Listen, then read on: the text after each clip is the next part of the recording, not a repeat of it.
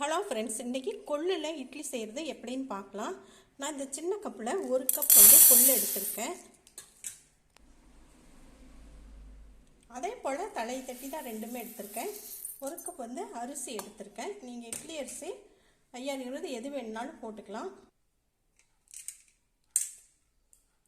1 table spoon உளுந்து, 2 table spoon எடுத்துக்கலாம். ஒன்று போட்டுட்டேன், இன்னொன்று போடுறேன். நீங்கள் அதே கப்பால் பார்த்தீங்கன்னா 1/4 கப்பு தான் வரும். டம்ளரால் அளந்தாலும் இதே மாதிரி தான் 1/4 டம்ளர் உளுந்து அப்படி எடுத்துக்கலாம். வெந்தயம் கொஞ்சம் சேர்த்துக்கலாம், ஒரு 1/4 டேபிள் ஸ்பூன் சேர்த்துருக்கேன். இதை நல்லா கழுவி எடுத்துகிட்டு வந்துடலாம். அழுக்கெல்லாம் போகிற அளவுக்கு நல்லா கழுவி எடுத்துகிட்டு வந்துட்டேன். நான் கல்லெல்லாம் எடுத்துகிட்டு தான் கழுவி எடுத்துகிட்டு வந்திருக்கேன். நீங்களும் அது மாதிரி கல்லெல்லாம் எடுத்துருங்க. இப்போ இது ஊறுற அளவுக்கு தண்ணி ஊற்றிக்கலாம். ஒரு தட்டு போட்டு மூடி வச்சிடலாம். இது 4 அல்லது 5 மணி நேரம் நல்லா ஊறட்டும். நல்லா ஊறுனா தான் நல்லாயிருக்கும். அப்புறம் அரைச்சி எடுத்துக்கலாம். ஊற வச்ச கொள்ளு நல்லா ஊறிடுச்சு. இதை மிக்ஸி ஜாரில் போட்டு அரைச்சி எடுத்துகிட்டு வந்துடலாம்.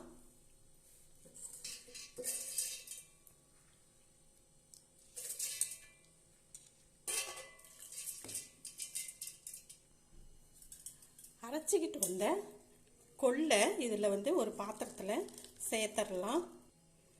இதில் தேவையான உப்பு சேர்த்துக்கலாம். சேர்த்துட்டு நல்லா கை வச்சு கரைச்சி எடுத்துக்கலாம். நான் அந்த கொள்ளு ஊற வச்ச அந்த தண்ணியை தான் நான் ஊற்றி அரைச்சேன். அப்படியே அரைச்ச மாதிரியே கரைச்சி வச்சிடலாம். தண்ணி பத்தலைன்னா அப்படி நம்ம ஊற்றும் பொழுது சேர்த்துக்கலாம். இது ஒரு 5 மணி நேரம் 4 மணி நேரமாவது புளிச்சு இட்லி செஞ்சால் நல்லா இருக்கும். கொஞ்சமாவது அந்த புளிப்புத்தன்மை இருந்தால் தான் தோசையாகட்டும் இட்லி ஆகட்டும் நல்லா இருக்கும். அதனால் நல்லா கரைச்சி வச்சிடலாம்.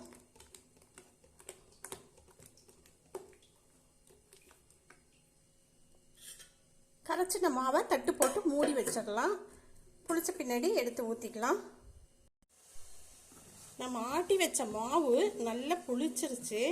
நல்லா கலக்கி நம்ம இட்லியை ஊற்றிக்கலாம். நல்லா பொதுனே மேலே வந்துருந்துச்சு. இந்த பருப்பு வகையெல்லாம் ஒரு நேரத்துக்கு அளவாக ஆட்டி செஞ்சுக்கலாம். அதுக்கு மேலே வச்சு செஞ்சால் அதிகமாக புளிக்கும், நல்லா இருக்காது. இட்லி பாத்திரத்துலேயே தண்ணியை ஊற்றி வச்சுருக்கேன். அந்த தட்டில் ஊற்றிக்கலாம்.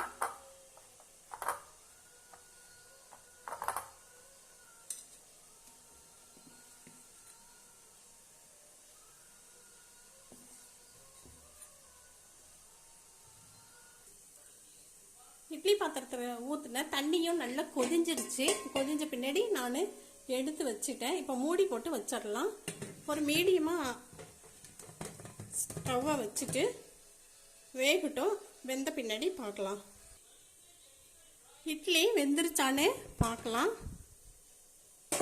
ஒரு 7-8 நிமிஷம் அப்படியா.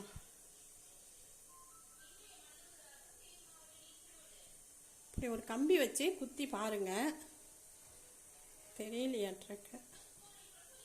பாருங்க, நல்லா ஒட்டாமல் இப்படி வெந்துருச்சு. இப்போ எடுத்துடலாம். கொஞ்சம் ஆறின உடனே எடுத்து இப்படி போட்டுடலாம்.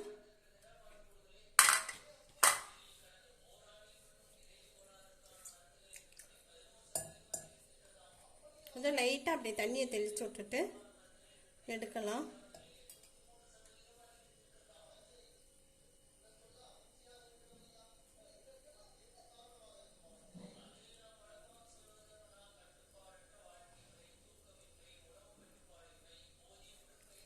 சூப்பராக கொள்ளு இட்லி ரெடி ஆயிடுச்சு.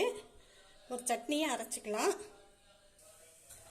தோசையும் ஒன்று ஊற்றி வச்சுருக்கேன், அதை பார்க்கலாம். வெந்துருச்சான்னு நல்லா சூப்பராக வெந்திருக்கு பாருங்க, நல்லா வருது.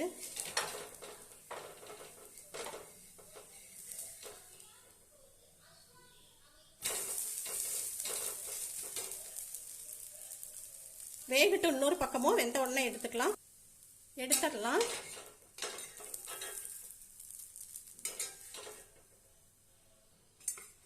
இன்னொரு தோசையும் ஊற்றிக்கலாம்.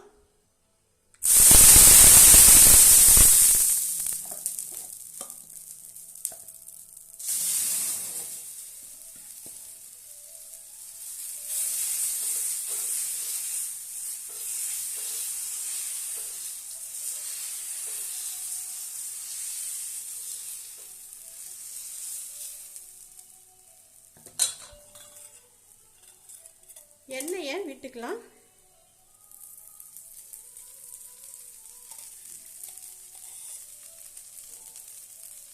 நீங்கள் நெய் கூட பிடிச்சிச்சுன்னா நெய்யும் ஊற்றி செஞ்சுக்கலாம்.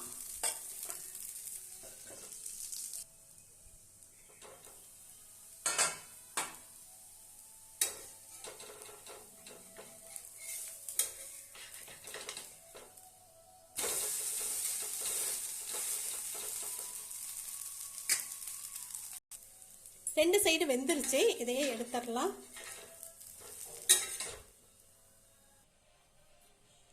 கொள்ளு இட்லி சூப்பரா ரெடி.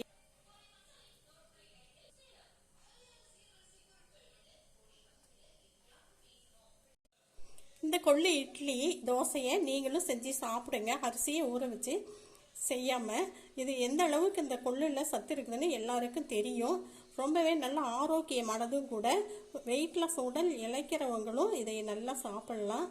பாருங்கள், தெரியலையாட்டிருக்கு. பாருங்கள் எவ்வளோ அழகாக வந்திருக்குன்னு. அதுக்கு நல்ல கருவேப்பிலை நிறைய போட்டிருக்கேன். நல்ல சூப்பராக எல்லாத்துக்கும் பிடிச்ச ஒரு கார சட்னியும் நான் ரெடி பண்ணி வச்சுருக்கேன். இது மாதிரி நீங்களும் செஞ்சு சாப்பிட்டு என்ஜாய் பண்ணுங்கள். உடல் ஆரோக்கியமாக வச்சுருங்க. இந்த வீடியோ பிடிச்சிருந்துச்சுன்னா லைக் அண்ட் ஷேர் பண்ணுங்கள், சப்ஸ்கிரைப் பண்ணுங்கள். அடுத்த வீடியோவில் பார்க்கலாம்.